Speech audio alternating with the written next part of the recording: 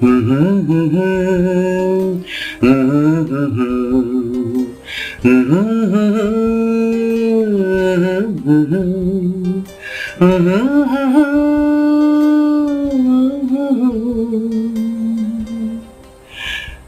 গাড়ি ড্রাইভ করতে করতে একজন হ্যান্ডসাম অ্যাক্টর যাচ্ছেন আহ, এই ছবিতে।